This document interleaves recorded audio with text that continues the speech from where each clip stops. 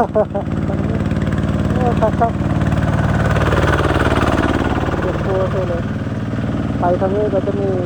สนเผากระมุเลยเนาะกายบ้านนี้ไปนะ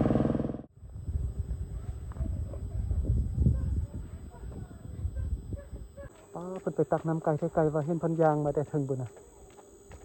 ไก่บ่บนไปตักน้ำนี่ไก่บ่บ่ไปตักน้ำอยู่ไก่บ่ป้ายางไปเนาะไปทุกมื้อบ่ น้ำมือก็ไป อ๋อเดินไปทุกมื้อเนาะไปตักน้ำมาไว้ไซโอ้ไก่ไกลว่าเบิ่งไม้ขันหาบจนว่ากงเนาะความหนักนะเบาลังลงหาบเท่านึงบ่เป็นหาเบิ่งจะนี่คือง่ายนะแต่ว่าคนหาบน้ำบ่เป็นนี่กับพอเทือนนี่น้ำนี่หมดเลย บ่เหลือน้ำเลยแหละเดี๋ยวจะนำเพิ่นไปเบิ่งว่าจะไปฮอดไซเนาะเด็กน้อยนี่ก็ยืนเบิ่ง โอเคนะเดี๋ยวจะยางไปนำเพิ่นจะยางไปฮอดไซเฮือนนะอยู่ไกลบ่เนาะเพิ่นยางมาแต่ทางโค้งพุ่นน่ะอ๋ออยู่ดอยนี่เรื่องน้ำนี่บางบ้านก็ยากนะเพราะว่าก่อนจะได้ใช้ก่อนที่จะเอาน้ำมาไว้ใช้นี่ก็ลำบากเนาะเบิ่งคือที่เห็นเลย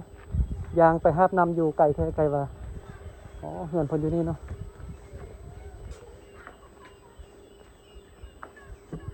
เพิ่นเอา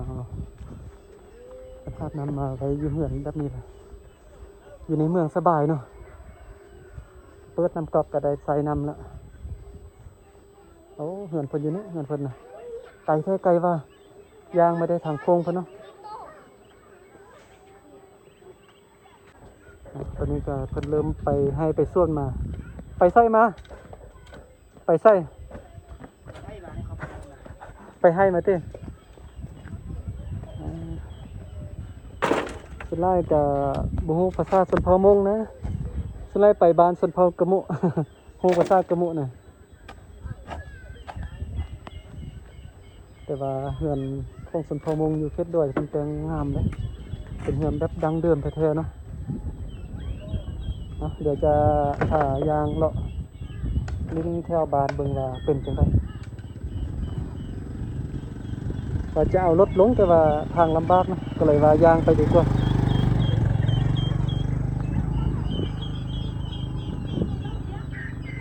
เบิ่งบรรยากาศครับเนาะทางลงกลางบ้านนี่ลำบากนะก็เลยว่ายางเอา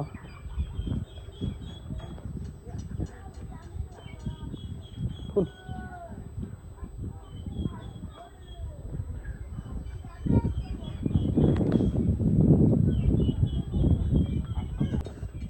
โทษบ่นี่ทางนี่รถใจมาบ่ได้ละรถจักรก็บ่ได้เนาะลำบากไกยังดีที่ว่าบ่เอารถจักรลงมานะเพราะว่าเป็นรถซิ่งรถอีแตนนี่ได้อยู่งัวตัวนั้นเป็นตัวใหญ่แท้ใหญ่ว่าเบิ่งเข้านะ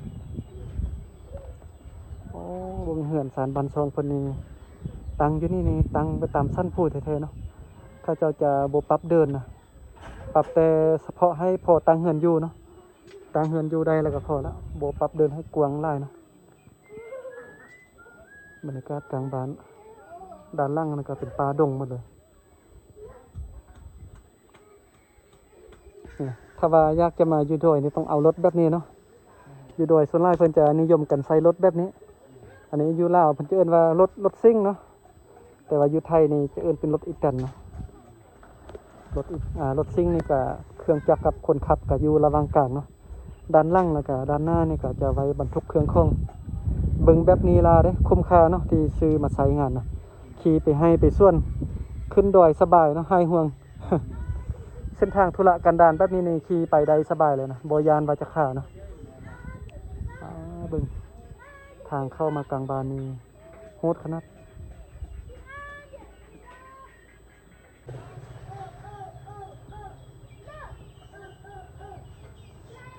ท้องฟ้านี่ก็เริ่มแปรปรวนนะบ่ดึงแจ้งบ่ดึงมืดนี่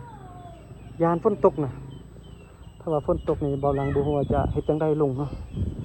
เพราะว่าทางกลับนี่เป็นดอยสันมีแต่ลงดอยอย่างเดียวตอนกลับนี่ตอนมาก็มีแต่ขึ้นอย่างเดียวนะ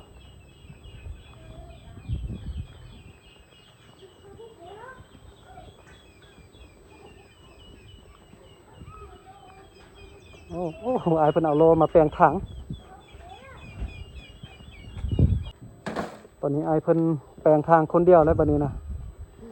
โอ้ดุมันแท้เนาะ ตักดินใส่ล้อแปลงทางเลยมันบ่แปลงนี่ไปลำบากเนาะ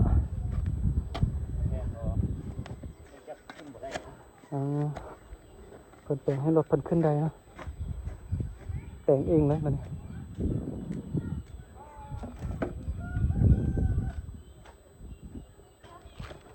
สาวน้อยไปใส่สาวน้อยเป็นพอมงพระจะเปกระยังเนาะไปใส่เนี่ยฮะไปให้บ่ข้อเบิ่งอันนี้เด้อเอาไปใส่นี่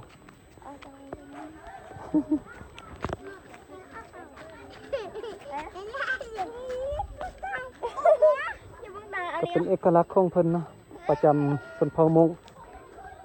คือกระยังเนาะด้านล่างเราเปเอินกระยังเนาะเพิ่นพอมงจะนิยมกันเปกระยังไปให้ไปส่วนเนาะแต่ว่าส่วนเผากระโมนี่บ่ได้เปกระยังแบบนี้เปท่งเนาะก็จะแตกต่างกันไปส่วนเผามงส่วนเผากระโมน่ะส่วนเผามงก็มีกระยังส่วนเผากระโมกับเปท่งเนาะบรรยากาศนี่มิดจิลีเนาะยินเสียงนกเสียงสัตว์ป่าฮ้องเหมือนสายบันซองเพิ่นก็ตั้งอยู่จอมดอยเนาะอยู่ผู้อยู่ป่าดงแบบนี้เห็นบ่ทางด้านขั้วมือนี่ก็แม่นป่าดงเลยเด้ทางนี้นะ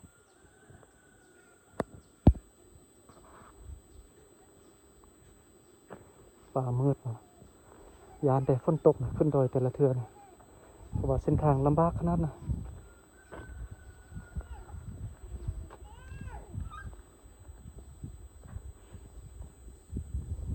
เหมือนสานบันซองเพิ่นตั้งไปตามสั้นผู้แบบนี้เลยอยู่ด้านลุ่มก็จะมีทางไปขึ้นเนาะมีเฮือนคนแต่ว่าบ่ฮู้ว่าไปทางใดบ่ได้ไปให้ไปส่วนบ่ได้ไปเต้พักผ่อนเนาะเบิ่งเฮือนอยู่บนฟ้างามขนาดนะว่าอยากไปอยู่แต่ว่าบ่ฮู้ทางไปโอ้เย็นเนาะอยู่ในเฮือนนี่นะอยู่ที่ทายก็ได้เนาะเข้ามาในเฮือนเราเย็นขนาดเลยโอ้ลกไก่คอกเป็ดคอกไก่กันเนาะ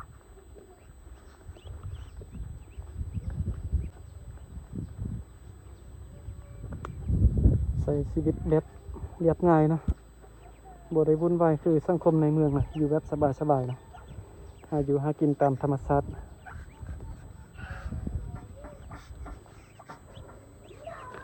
กลับก่อนไอ้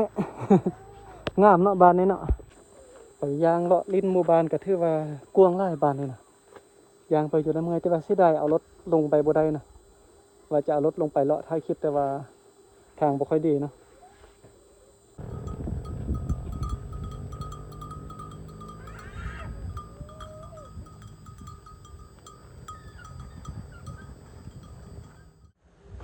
เมื่อกี้ว่าจะไปหมู่บ้านนึงไปได้ครึ่งทางแล้วทางเปื้อนพุ่นเนาะทางบ่ดีเบิ่งมีแต่ ที่ต้มมันนะสภาพรถโอเคนะมาวันนี้ก็จะมีซ่องแยกเนาะไปทางนี้ก็มีอีกหมู่บ้านนึงส่วนไปทางด้านนี้ก็มีอีกหมู่บ้านนึงแต่ว่าไปทางนี้เส้นทางบ่ดีเนาะเป็นเส้นทางดินแดงจะมีป่าอยู่นี่เนาะบ้านตะลึบเนาะบ้านตะลึบเมืองหุนแขวงอุดมไสเนาะไปทางนี้แต่ว่าเส้นทางแบบดินแดงนะอีกอย่างหมู่บ้านนึงก็เป็นบ้านแบบน้อยๆนะไปทางนี้นะแบบดึกดำบรรพ์เลยรถของเบาลังนี่ก็บ่ธรรมดาเนาะ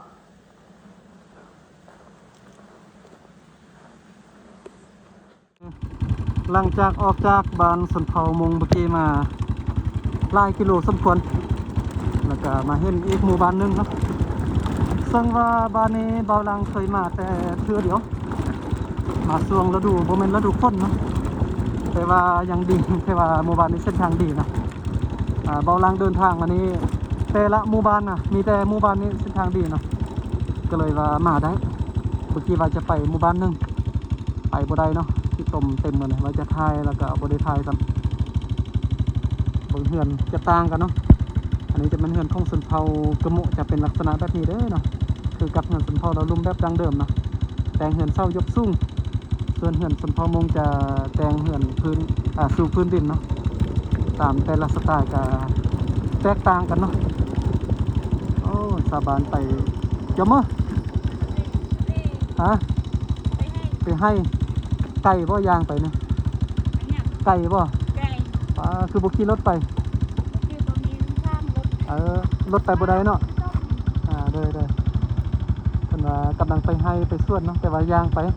บ่มีทางรถไปเนาะบัดนี้มาฮอดบ้านนี้แล้วบ่าวลังก็จะไปรีวิวหมู่บ้านแห่งนี้เนาะสังบาบ้านแห่งนี้ก็อยู่ไกลจากตัวเมืองหลายกิโลเดินทางมานี่ก็ใช้เวลาหลายชั่วโมงเนาะเส้นทางก็ทุลักทุเลนึกว่าจะมาบ่ได้แต่ว่าตามที่เบิ่งเฉพาะหมู่บ้านนี้บ้านเดียวเนาะที่ว่าทางดีที่เขาจะเอาแปลงทางมานะบ่รู้ว่าเป็นเรื่องเนาะยามฝนก็มาได้บ้านนี้นะแต่ว่าก่อนจะขึ้นดอยมาฮอดบ้านนี่ก็โอ้ลำบากหลายเนาะ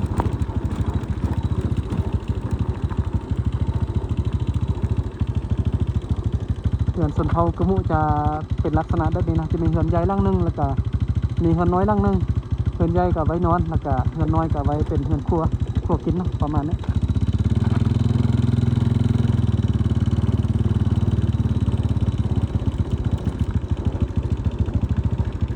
บรรยากาศดีขนาดบาดนี่นะ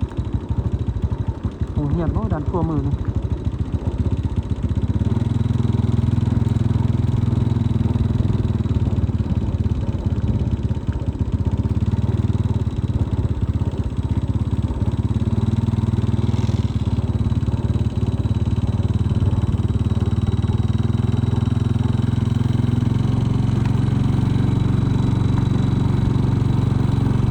ดีขนาดหมู่บ้านนี่นะโอ้สบายไปตักน้ำไม่ใช่เนาะกำลังจะสอบเก็บภาพบรรยากาศเท่านี้นะสองคนจอดรถกันนะก็ไปหาบน้ำมาเนาะน่าจะอยู่ไกลนี่ควรตักน้ำนะโอ้คนน้อยจะห้องควมนะแบกน้ำช่วยเมย์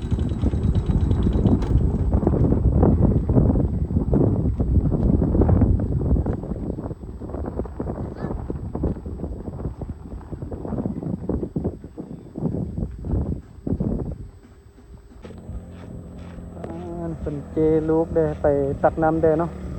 ตอนนี้เป็นบรรยากาศตอนช่วยบ้านมกสะเลื่องเนาะ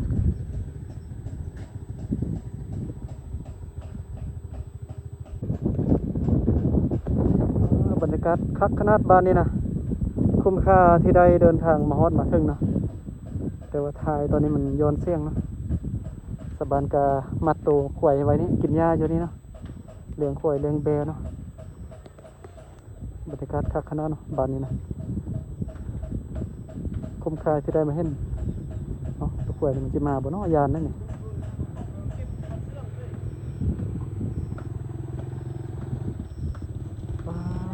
ปานเขาเต็มฮูบเนาะเหือนทานบ้านซองอยู่นี่นะงามกันนะ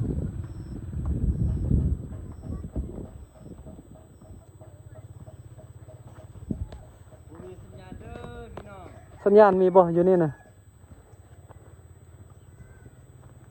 เราว่าบุมีสัญญาณมาถือเนาะ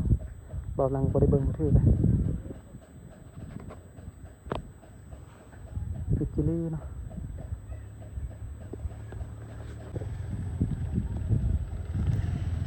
เขาจะเอาเครื่องมาขายบ่เนาะนี่บรรยากาศดีขนาดบ้านนี่นะบางเฮือนเขาเจ้าก็จะตั้งอยู่แคมทางนะระหว่างซ่องฝากทางอยู่จอมพูแล้วก็ไปเรื่อยๆทางพุ่นเนาะบ่ฮู้ว่าไกลบ้านนี้ไปยังจะมีบ้านอีกตึมหรือบ่เนาะเดี๋ยวบ่ลังจะขี่รถพาเที่ยวชมบรรยากาศอยู่กลางบ้านว่าเป็นจังไดเนาะเบิ่งนิดนึงเด้อสาวน้อยเพิ่นไปตักน้ำปะนักบ่เบิ่งเต็มบ่ตักน้ำน่ะเต็มไก่บ่เฮือนนี่ เบิ่งเพิ่นไปตักน้ำเนาะเพิ่นเปยังไงเบิ่งนี่โอ้อาบน้ำเนาะขีมอาบน้ำคอยย่างไปเบิ่งรถเด้อ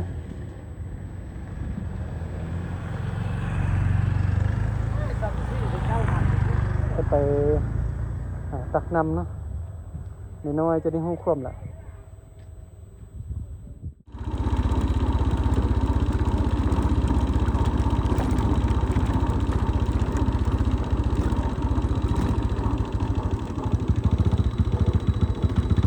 โอ้มีหานไข่เครื่องอยู่นี่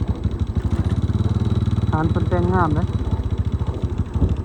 มีร่างหานเนาะหานนี้ก็งามคือกันโอ้อยู่นี่เริ่มเจริญเนาะเพราะว่าทางรถดีนะหมู่บ้านเทียบด้อยถ้าว่าบ้านได้ในเส้นทางดีนี่บ้านนั้นจะเริ่มเจริญเริ่มพัฒนาหลายอย่างเนาะมีการซื้อการขายหลายอย่าง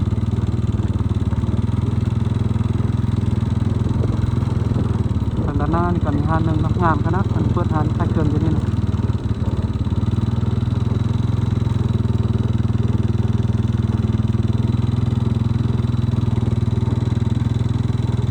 สุขศาลาเดี๋ยวกำลังจะแวะซื้อน้ำกินอยู่นี่กัน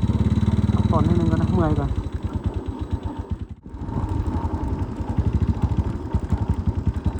นี่มันสุขศาลาเนาะ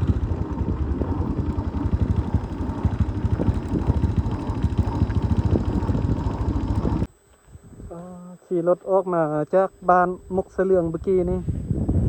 น้อยหนึ่งประมาณ1 กิโลจะมาเห็นหมู่บ้านอีกหมู่บ้านหนึ่งอยู่ทางด้านนี้นะแต่ว่าบุฮูว่าซื้อบ้านยังเป็นบ้านน้อยๆเนาะแต่ว่าเข้าไปจะเป็นบ้านใหญ่หรือเปล่าแต่ว่าอยู่ไกลเบื้องนี้เป็นบ้านน้อยๆเนาะเดี๋ยวจะให้เบิ่งบรรยากาศรอบๆห้วยภูห้วยผ้าด้านบนนี้ฝนตกแล้วพัดเย็นขนาดนะเที่ยวในใจมันไฮสลีมีแต่ห้วยภูห้วยผ้าเนาะบ่คิดว่าอยู่ป่าดงแบบนี้นะยังจะมีเฮือนคนอยู่เนาะขี่รถมาก็ยักยานนิดนึงบางจุดบางบอนก็แค่นี้เขาเจ้าจะปลูกสลีไล่เนาะให้เข้าในกะเฮ็ดน้อยเดียวตามที่บอลังได้เห็นนะแต่ว่าตัวจริงเฮ็ดปลูกเข้าไล่บอลังกับบูฮูเนาะ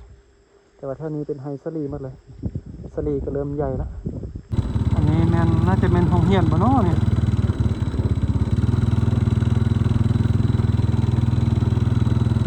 จะขี่รถเลาะเที่ยวชมไปน้ำกันพ่อแม่พี่น้อง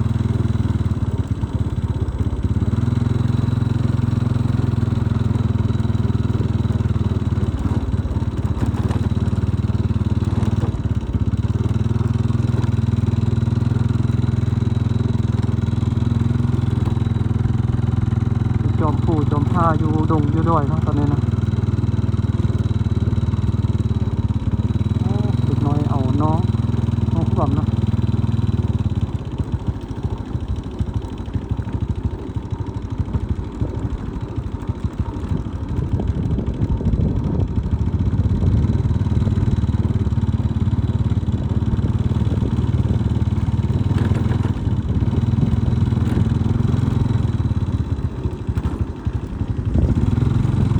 โอ้ยังมีบ้านคนตึมอยู่เท่านั้นนะ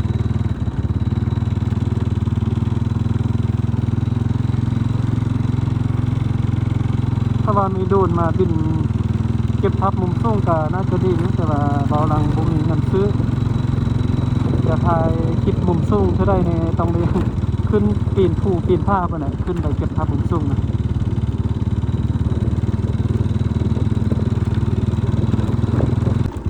โอ้นำมีไซตลอดเลยนำเนี่ยปล่อยไว้แบบนี้ปล่อยไว้แบบนี้เลยเนาะเอาบัดนี้มาฮอดกลางบ้านแล้วบัดนี้แยกซ้ายแล้วก็แยกขวาโอ้นี่มีรถกระบะอยู่นะอันนี้เป็นบ้านมุกทอดเนาะอ๋อนี่บรรยากาศเข้าไปในบ้านจะมีไปทางบ้านนี่เด้อแล้วก็ไปทางด้านนี้ตื่มเนาะกวางเนาะคิดว่าบกกวางเข้ามาในกลางบ้านกวางแท้กวางเลยอยู่ไกลเบิ่งคือว่าเป็นบ้านน้อยๆตั้งอยู่จอมดอยนะแต่ว่าเข้ามานี่กวางเนาะหมู่บ้านนี้ตอนนี้ก็เป็นบรรยากาศตอนแรง4 โมงแรงแล้วเด้อตอนนี้สาบานเพิ่นกำลังไปตักน้ำเนาะงามขนาดบ้านนี่แถวได้พอเท่าบอกยางไปสุดบ้านเพิ่นเนาะเอาลองยางไปเบิ่งไปใส่นี่อย่ามือ Kalau kayak mah lo yo. Ayo mah. Ya อ้ออมอ่าหูความเถอะเด้อเนาะ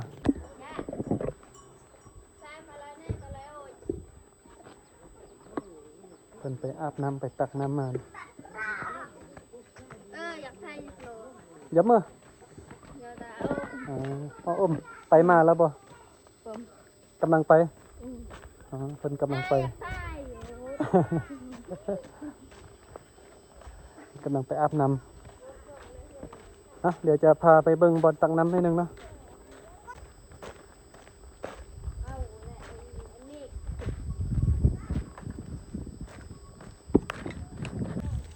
วิวงามขนาดเนาะบอลตักน้ำนะอันนี้ก็แม่นบอลที่ชาวบ้านเพิ่นตักน้ำไปไว้ใส่เนาะอยู่แคมทางรถแบบนี้เลยบ่ได้เสียเงินเลยเนาะน้ำนี่มีตลอด24ชั่วโมงเปิดไว้แบบนี้เลยเนาะ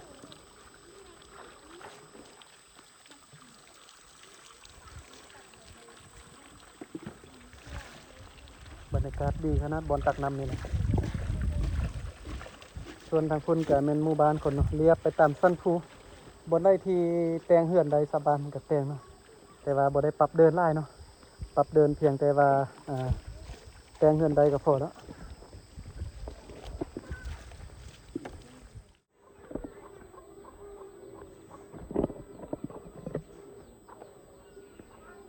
โอ้เฮือนเขาเจ้าแต่ง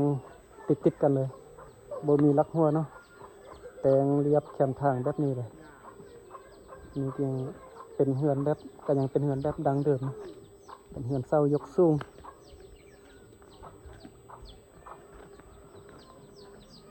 อยู่ดอยส่วนใหญ่เขาเจ้าจะนิยมกันใช้รถซิ่งแบบนี้เนาะเพราะว่าขึ้นดอยนี่ลุยขนาดรถคันนี้นะบกขาง่ายๆเนาะ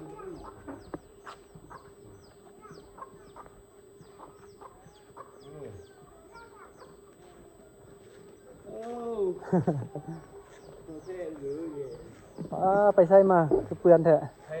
ไปหน้ามาติเบิ่งเปื่อนหมดตัวคิงนะ เราไปหน้ามาเนาะนี่มันเงินแบบดังเดิมเนาะน่าจะเป็นเงินเก่าแก่มันแต่งหลายปีแล้ว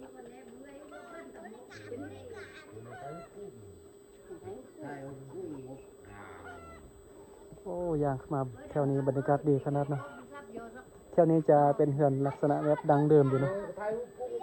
โอ้อันนี้มันแต่งยังไงนะอันนี้มันยังไงยาสูบยาสูบเอาเป็นปลูกเองเนาะตาบยาสูบยาเอื้อกเนาะภาษากระมุว่ายาเอื้อก หมูยาเอื้อกฟังเรายาสูบ โอ้แถวลุมนี่เป็นเฮือนแบบดังเดิมมานะส่วนหลายนะ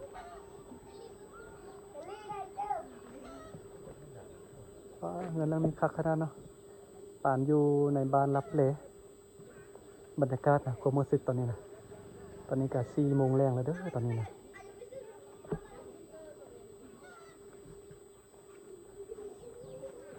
อยู่ในเมืองนี่บ่ได้เห็นเนาะหมู่บ้านแบบนี้นะ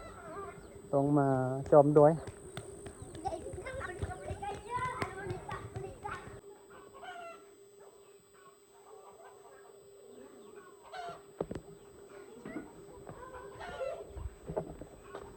โอ้เด็กน้อยนี่ดื้อเนาะแล่นไปแล่นมาใช่ไหมโอ้มาเบิ่งทางด้านนี้เบิ่งเป็นจังได๋คือว่ามีต้นกล้วยหลายเลยเฮือนหลังนี้นะอยู่ข้างเฮือนนี่มีต้นกล้วยหลายเนาะเบิ่ง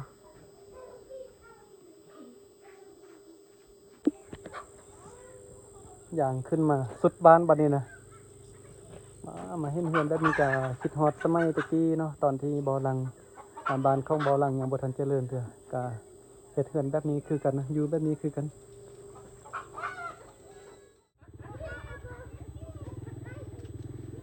เฮือนหลังนี้บรรยากาศดีเนาะเป็นเดินบ้านแบบนี้เด็กน้อยก็พากันเล่นกีฬาเตะบ้านอยู่นี่เนาะส่วนทางพุ่นก็แม่นป่าดงหมดเลยทางพุ่นน่ะเป็นป่าดงดิบเนาะบ่มีทางรถบ่มีมีหยังละเป็นไร่เป็นสวนมันเนาะอยู่เท่านี้ก็เป็นเฮือนสุดท้ายแล้วอยู่นี่นะ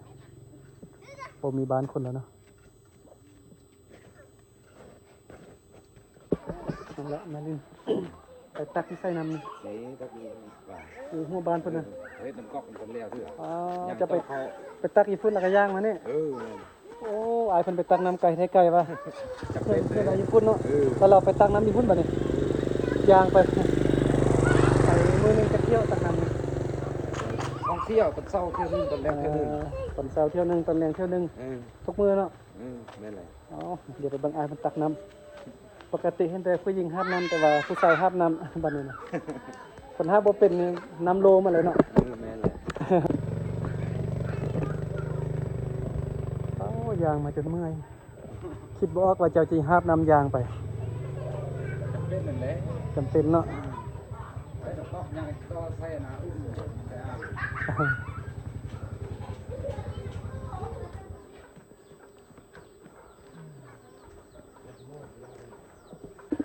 ดนแล้วบ่เฮือนเจ้าแต่งดังนั้นเนี่ยโอ้ยังเป็นเฮือนแบบสมัยตะกี้เนาะคักเนาะเดี๋ยวมาเบิ่งเฮือนอายเพิ่นเราว่าเฮือนหลังนี้เราแต่งไว้ดนแล้วเนาะ ข้าวเยอะน้อยแต่แรกข้าวเนาะ เพิ่นก็นั่งล้างผักล้างถ้วยล้างบวงอยู่แถวนี้นะเป็นศาล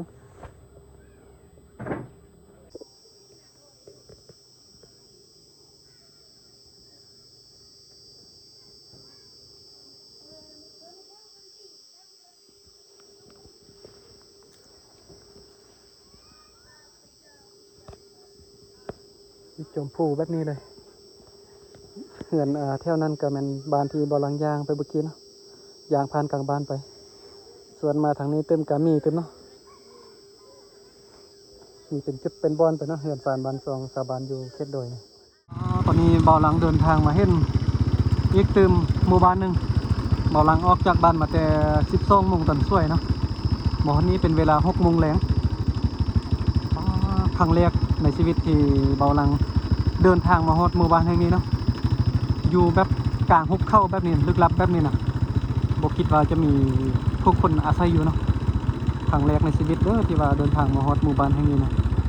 ตอนนี้เป็นเวลา6 โมงแลงแล้วโอ้ผู้สาวเสื้อขาวอยู่นั่นโอ้น่าอายละ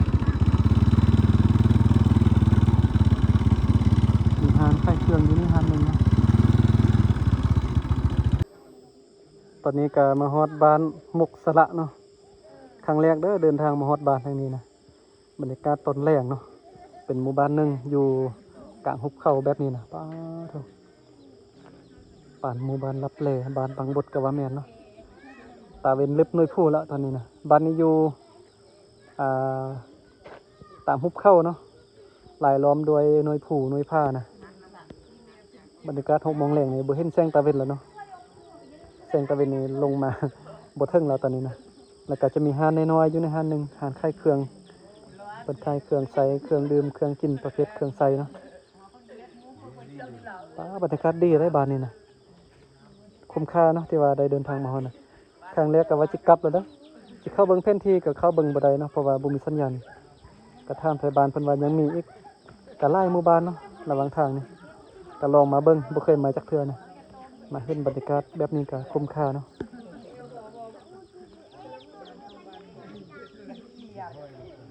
เป็นบ่าวน้อยเป็นป้าเหือทางนี้คักขนาดเนาะเหือนสนเผากระมุก็จะมี2 หลังแบบนี้ติดกันแบบนี้เนาะหลังหนึงก็ไว้นอนหลังหนึงก็ไว้ครัวกินเนาะเดี๋ยวจะพาย่างเที่ยวชมเที่ยวนี้เบิ่งว่าเป็นจังไดนี่เห็นสาวเสื้อขาวเป็นผู้สาวบ่หรือว่าแต่งงานกับบ่ฮู้ได้นี่สบายเลอะลูกสาวบ่แม่นผู้สาวบ่ลูกสาวน่ะเอาผัวแล้วติเอาผัวแล้ว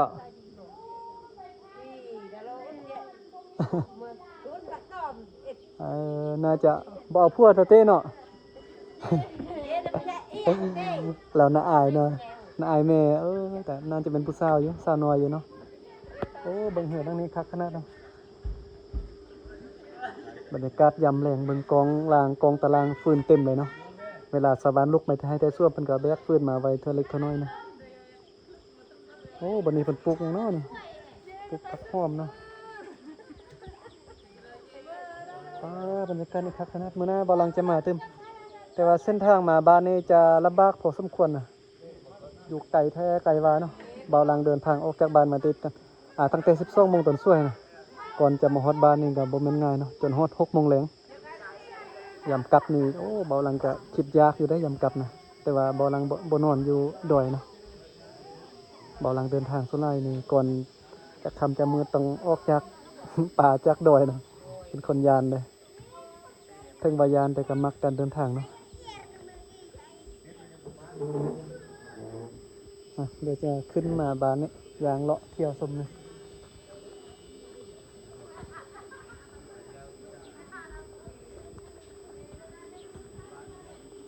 สบายเลยสบายดี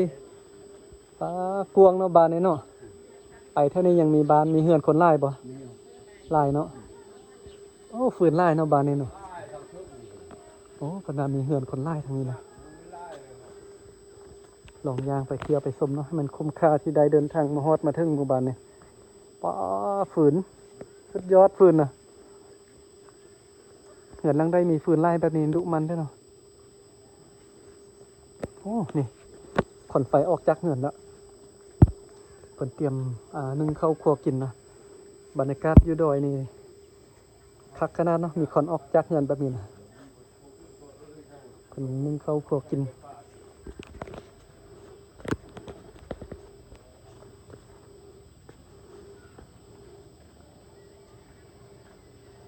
เดินเที่ยวชมหมู่บ้านป้าบรรยากาศดีเนาะแบบดังเดิมหมดทุกอย่างเลยเงินสารบานซองอยู่นี่นะอยู่กลางหุบเข้าแบบนี้เนาะ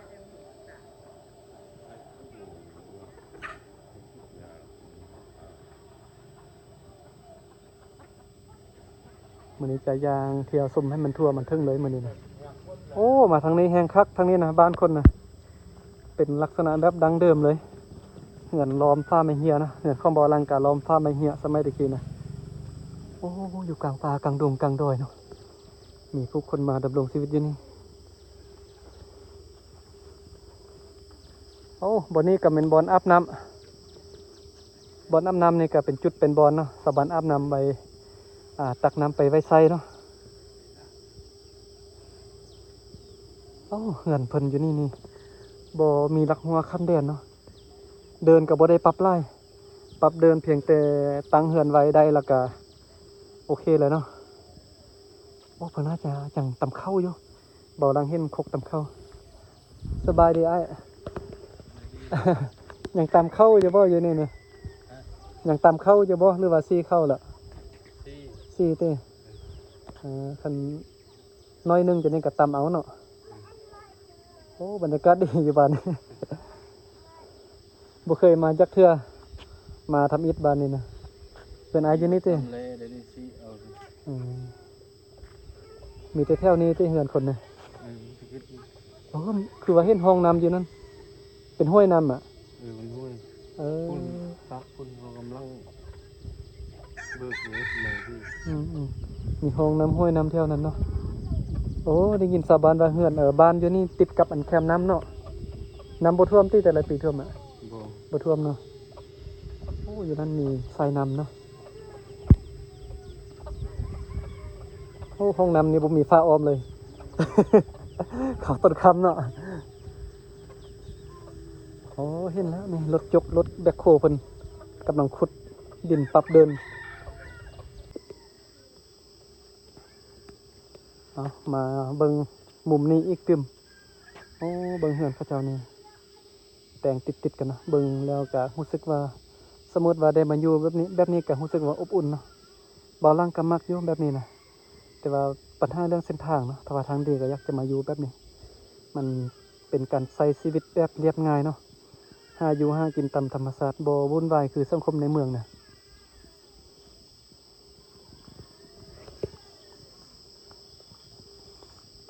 ตั้งเฮือนอยู่จอมผู้จอมผ้าแบบนี้เลยเดี๋ยวจะพายางเที่ยวชมบริเวณแถวเฮือนหลังนี้ก่อนเนาะจะมีเฮือน2หลังติดกันอยู่นี่น่าจะมี2ครอบครัวเนาะส่วนทางด้านลุ่มก็มีบ้านคนทางผ่านบ้านกับไปทางนี้เนาะแต่ว่าเบาหลังกับบ่ฮู้คือกันว่าไปต่อจะได้หรือบ่นะไอ้ไปทางนี้ตื้มกันยังได้บ่มีบ้านคนบ่มีโอ้ไปทางนี้นะทางดีบ่ไปบ้านนาเซิงดีนี่ทางดีบ่ดีอ่ะทางดีเนาะแต่ แต่บ่หลังบ่กล้าไปยานนะเพราะว่าบ่เคยไปจักเทื่อนะมาเบิ่งเฮือนนั่งนี้เนาะโอ้นี่คันไดเพิ่นคันไดขึ้นเฮือนบ่แม่นง่ายนะ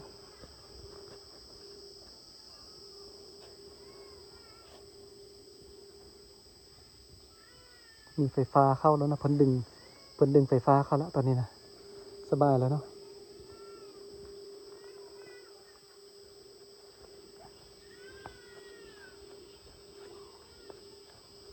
เฮือนหลังนี้ยังน่ายังต่ำเข้าอยู่เห็นคกต่ำเข้าอยู่นี่เนาะ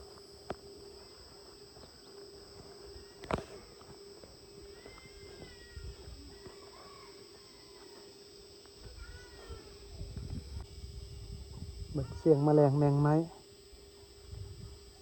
บรรยากาศอยู่ดอยกับในเมืองนี่ต่างกันหลายเนาะ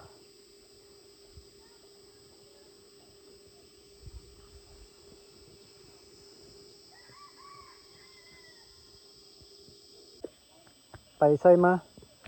ไปที่เล็ก โอ้อันนี้ไม่ยังเจ้าเนี่ย หวด เขาเบิ้งเด้อเกือบเป็นแบบนี้หดหนึงเข้านะ โคตรเข้า เปิดเบิ่งฟ้าเนาะเปิดบ่ได้ลองเปิดเบิ่งดูอ๋อหดหนึงเข้าต่างกันเนาะแบบนี้นึ่งไหวบ่สุกไหวบ่นึ่งเข้าแบบนี้ สุ นะ กไวโอแต่ ไหว มันอันนี้มันหวดคนขี้ค้านตัวนี้นะ จอนึ่งแล้วนึ่งป้าเลย อายเป็นว่าอันนี้มันหด ไปทอกเลย หดหนึงเข้าคนขี้คร้านอายเพิ่นว่า แม่แหละ อย่าว่าได้เป็นองค์ขี้คร้านซ่องบ่แม่นเด้นั่นน่ะแม่นนะ เอโอซื้อหัวตัวนี้ป้าเพื่อผู้หญิงขี้ค้านโพด ล่ะว่าซื้อให้ผู้หญิงสำหรับผู้หญิงขี้คร้านใส่ แม่นบ่ หดหนึงเข้าแบบนี้ เออ บ่ธรรมดาเนาะ เออ ต้นบ่นึ่งข้าวสุก แท้ น่ะ มันเรียกของผู้หญิง เรียกของผู้หญิงอ่ะ อืม เมียเป็นผู้ใดเมียน่ะ ทันสมัยเด้ไอ้ เออ ก็ทันสมัยเลย เฮือนอยู่ไส นี่เพิ่น หลังนี้เนาะอันนี้เมียเต้ อืม โอ้ล่ะว่าเมียขี้คร้านบ่ได้เต้แบบนี้น่ะ ลองให้เมียนึงเข้าเบิ่งบัดนี้น่ะอ้ายเพิ่นกับเมียมันอยู่นี่เนาะสร้างครอบครัวพาครอบครัวมาอยู่นี่เฮ็ดไร่เฮ็ดสวนหลายบ่ เฮ็ดเอาเฮ็ดจะให้ เฮ็ดให้อ่ะ ส่วนบ่เฮ็ด ให้เข้าบ่ให้สลีอ่ะ ให้เข้า ให้เข้าเนาะ อืม อ้ายเพิ่นเฮ็ดให้เข้าโอ้ไก่บ่ให้เจ้านี่ บ่ไก่นี่ โมๆเด้เนาะ หม้อ อืมไปมาแล้วเด้ อืม อ้ายเพิ่นเฮ็ดให้เข้าเนาะอันนี้ก็เป็นเฮือนเพิ่นอยู่นี่บรรยากาศตอนแรงเนาะคักขนาดบัดนี้ครอบละเยี่ยม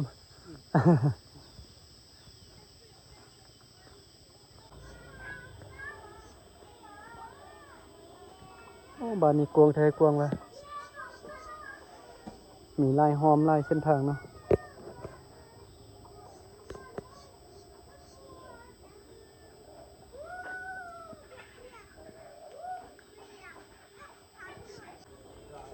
กระนึ่มยามะ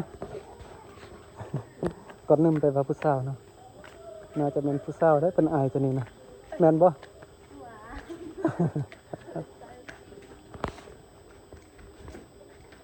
ไปขึ้นดอยนี่ถ้าว่าถ้าไปยอกผู้สาวผู้ใดอายนี่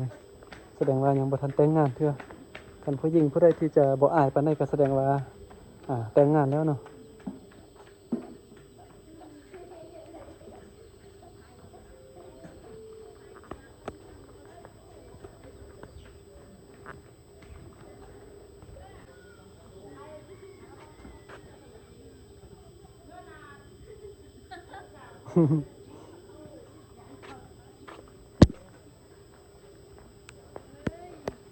โอ้ยางมาสุดบานแล้วบัดนี้บนนี้ก็มีบอนอาบน้ำเต็มเนาะบอนอาบน้ำนี่ก็มีเป็นจุดเป็นบอนไปได้บอนอาบน้ำนี่เหือนผู้ใดอยู่มอก็สบายไปเนาะบ่ได้แบกบ่ได้หาบน้ำยางอยู่ไกลคือเหือนบางนี้เนาะตื่นมาแล้วก็ยางลงมาตักน้ำใส่ได้เลยเนาะโอ้มันเห็นผู้สาวอาบน้ำอยู่นี่อยู่ไกลกันบ่กล้าไปมอนะเดี๋ยวผู้สาวนะอายเอาพวกละเต้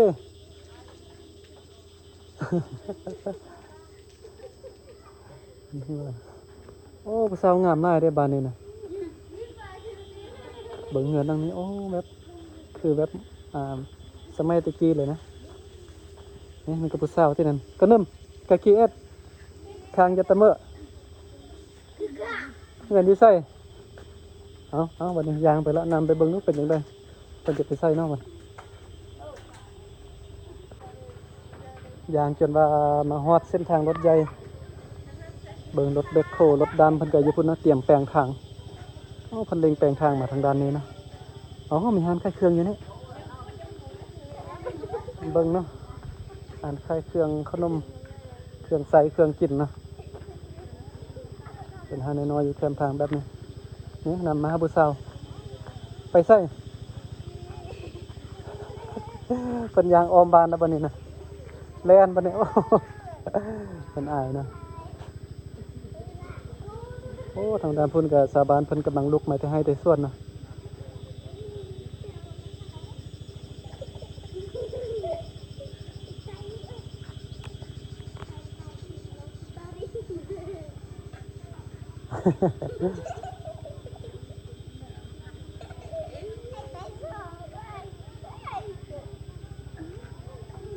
อย่ามาไปใส่มาไก่บ่สาบานไปให้ไปส่วนมาเนาะมันลูกสาวเต้นี่สาบานไปให้ไปส่วนมาเนาะบรรยากาศยามแลงตอนนี้ในเบาวันนะ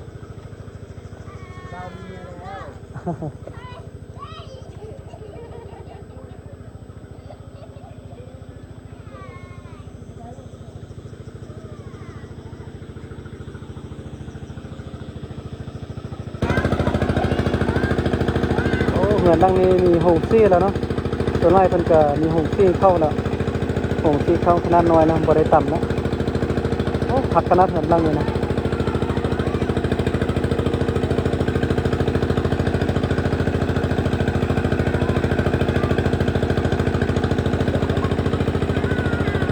เห็นคนนะคนจะให้ไปช่วยมาขึ้นเงินแต่เป็นประมาณนี้เนาะไปที่ชีวิตชาวบ้านยามแลงเนาะหยุดมาจะให้ไปช่วยบรรยากาศดีนะเหมือนนั่งอยู่นะนี่ลูกข้าวแล้ววะนี่เป็นลูกข้าวแล้วเนาะ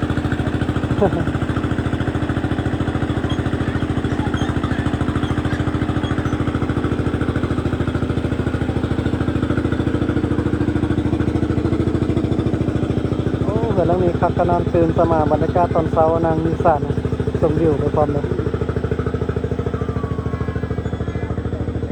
บนรถจกรถแบ็คโฮเป็นเตรียมแปลงทางเนาะบ้านนี่ก็มีไส้น้ำอ้อมเนาะไส้น้ำนี่อ้อมหมู่บ้านเลยตอนนี้เพิ่นก็กำลังแต่งขั้วข้ามน้ำเนาะในกองมืดแล้วนี่จะเป็นขั้วที่เพิ่นกำลังสร้างขึ้นเนาะไปลำบากทางนี้นะเดี๋ยวขี่รถจักรข้ามน้ำนี้ไปยังมีอีกหลายหมู่บ้านเนาะถ้าว่าเพิ่นแปลงขั้วแล้วน่าจะสบายนะเพราะว่าถ้าว่าบ่แปลงขั้วนี่ฝนตกน้ำใหญ่นี่ไปบ่ได้เด้เนาะ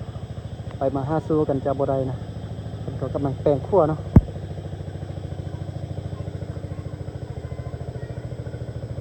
มืดแล้วตอนนี้นะบ่าวลังก็จะได้กลับแล้วเด้อบัดนี้นะเงิน2ลังนี่ก็ติดกันนะเงินลังใหญ่ก็นอนเงินลังน้อยก็ครัวกินแล้วก็มีอาหารใส่เครื่องนะอยู่ในเมืองเขาเจ้าก็จะแต่งเฮือนแบบนี้คือกันนะ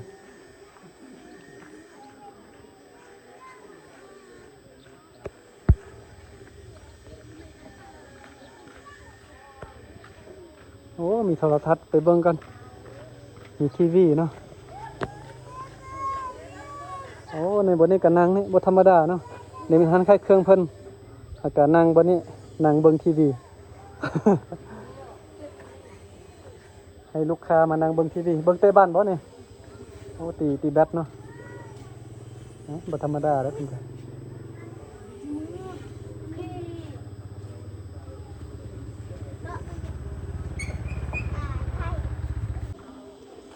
ตอนนี้ก็แรงแล้ว6 โมงปลายจนฮอด7 โมงแล้วแต่ว่ายังบ่ทันมืดนะมาวันนี้ก็ขอบใจพ่อแม่พี่น้องที่ว่ามาเบิ่งมาชมคลิปของบ่าวลังเนาะไผที่ว่าได้มาเบิ่งมาชมก็ถือว่าเป็นส่วนหนึ่งในการสนับสนุนเนาะการถ่ายคอนเทนต์การเดินทางไปถ่ายคอนเทนต์อยู่ดอยของบ่าวลังนะก็ได้ก็ขอบใจหลายๆเด้อที่ว่าเข้ามาเบิ่งมาชมมาให้กำลังใจเนาะวันนี้บ่าวลังก็ขออนุญาตจบคลิปเพียงเท่านี้ก็เด้อเพราะว่าแรงเนาะ บ่หลังก็จะต้องฟ้าวกลับบ้านเนาะเพราะว่าบ้านก็อยู่ไกลเด้เนาะเดินทางก็หลายกิโลใช้เวลาหลายชั่วโมงเส้นทางก็บ่ค่อยดีแล้วก็ยานฝนตกเด้เนาะบ่หลังก็จำเป็นต้องขออนุญาตจบคลิปเพียงเท่านี้ก่อนแล้วก็จะเดินทางเข้าเมืองนะกลับบ้านเนาะเอาไว้เจอกันใหม่คลิปต่อไปเด้อบ่หลังก็จะถ่ายคลิปเนาะวิถีชีวิตเฮือนซานบ้านซองของผู้คนที่ว่าอาศัยอยู่ด้วยแบบนี้มาให้เบิ่งให้ชมทุกมื้อเลยเด้อฝากติดตามเป็นกำลังใจให้บ่าวหลังเนาะให้ซองชีวิตแบบเราดังเดิมนะไว้เจอกันใหม่คลิปต่อไป